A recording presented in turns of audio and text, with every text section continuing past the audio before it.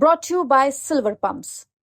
Top quality और consistent performance के लिए सिर्फ सिल्वर पंप नाम याद रखना। हमने इस जब जानकारी हुई बात को हमको मेरी हत्या के कारण हत्या करने की साजिश रचा गया इस तरह से, जो कि 47 भी मेरे विरोधी को उपलब्ध कराया गया कुछ पदाधिकारी के द्वारा कि तुम रितलाल को मार दो, हम तुम्हारे ऊपर केस नहीं होने देंगे।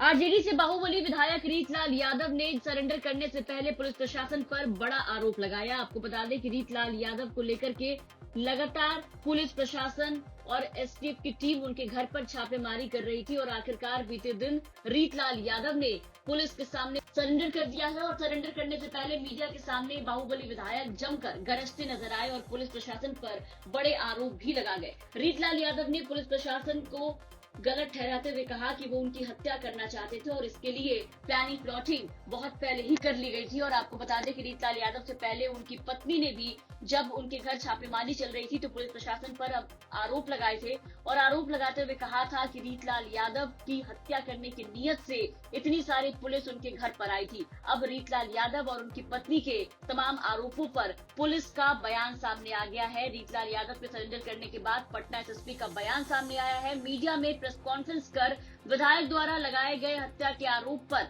पुलिस ने क्या कुछ बताया है वो सुनिए। केस दर्ज हुआ था माननीय विधायक रीतलाल और उनके सहयोगियों के खिलाफ में।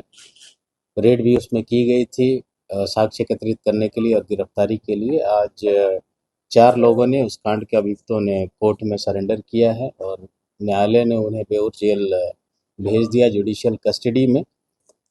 इसमें माननीय विधायक रीतलाल यादव जी, उनके साला चीकू, भाई पिंकू और उनका एक आदमी है श्रवण, जो सभी एफआईआर में नेम्ड एक्यूज हैं, उन सभी लोगों ने सरेंडर किया है और सभी को न्यायालय द्वारा बेऊर जेल भेज दिया गया है जुडिशियल कस्टडी में। हम लोग कोशिश करेंगे आगे अगर कोई एविडेंस और आता है तो हम लोग रिमांड पर भी लेंगे। जो भी जरूरी साक्ष्य होगा उस केस में वो एकत्रित करके हम लोग अच्छी तरह कार्रवाई करेंगे। रिमांड पे लेने का कोई मकसद होता है। पुलिस रिमांड पे तभी लेते हैं जब पूछताछ में, इन्वेस्टिगेशन में कुछ ऐसी बातें हों जो अभियुक्त ही बता सकते हैं, तभी पुलिस रिमांड पर लिया जाता है। अननेसेसरी पुलिस रिमांड पर लेने का कोई औचित्य नहीं। देखिए, ये तो हमारे संज्ञान में नहीं है, बट अगर ऐसा आरोप है तो हम कहेंगे कि हम निराधार है। हम लोग की तरफ से कोई ऐसा प्रयास नहीं किया गया किसी की हत्या के लिए या षड्यंत्र रचने के लिए, ये स्पष्ट होना चाहिए। अब कोर्ट में क्या कहा है हमें तो नहीं पता है। मामला आने दीजिए प्रकाश में, संज्ञान में, उसके बाद ही इस पर कुछ टिप्पणी करना उचित होगा। तो जैसा मैंने कहा, जो भी आरोप लगाए गए हैं उन लोगों के द्वारा हमारे संज्ञान में आने दीजिए, उसके बाद उस पर टिप्पणी करना उचित होगा। देखिए, अभियुक्तों की गिरफ्तारी के लिए हम लोग छापेमारी करते रहते हैं और सरेंडर तभी करते हैं अभियुक्त जब दबिश हो, उन्हें लगता है कि गिरफ्तार होंगे, कोई और रास्ता नहीं दिखता है। गिरफ्तारी अगर नहीं होती है तो कुर्की जब्ती होती है सभी केसेस में, तो दबिश के कारण ही पुलिस ये अभियुक्त सरेंडर करते हैं, अदरवाइज सरेंडर करने का कोई औचित्य नहीं है।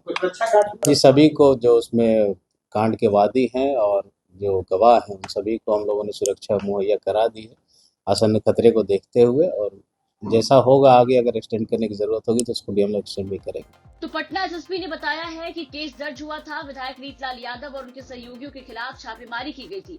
साक्ष्य के लिए आज उस कांड के 4 अभियुक्तों ने न्यायालय में सरेंडर कर दिया है। साथ ही साथ उन्होंने ये भी बताया है कि अब उन्हें न्यायालय ने बेऊर जेल भेज दिया है, आगे जरूरत पड़ी तो रिमांड पर भी लेंगे। हम लोगों पर आरोप है हत्या का, वो पूरी तरीके से निराधार है। आपको बता दें कि रीतलाल यादव आरजेडी के दिग्गज नेता है, साथ ही साथ बाहुबली विधायक है रीतलाल यादव, और रीतलाल यादव पर कई केसेस पहले भी दर्ज थे। हालांकि जिस केस में उन्होंने सरेंडर किया है ये केस रंगदारी से जुड़ा बताया जा रहा है। और इसी बीच रीतलाल यादव ने मीडिया के सामने पुलिस प्रशासन पर हत्या का आरोप लगा करके सभी को चौंका दिया था, जिस पर अब पुलिस का बयान सामने आया है। साथ ही साथ पुलिस ने ये भी कहा है कि आगे रीतलाल यादव की मुश्किलें बढ़ती हुई नजर आ सकती हैं। ऐसे में देखना होगा कि आगे इस पूरे मामले में क्या कुछ देखने को मिलता है। पटना से सुजीत गुप्ता की रिपोर्ट, बिहार तक।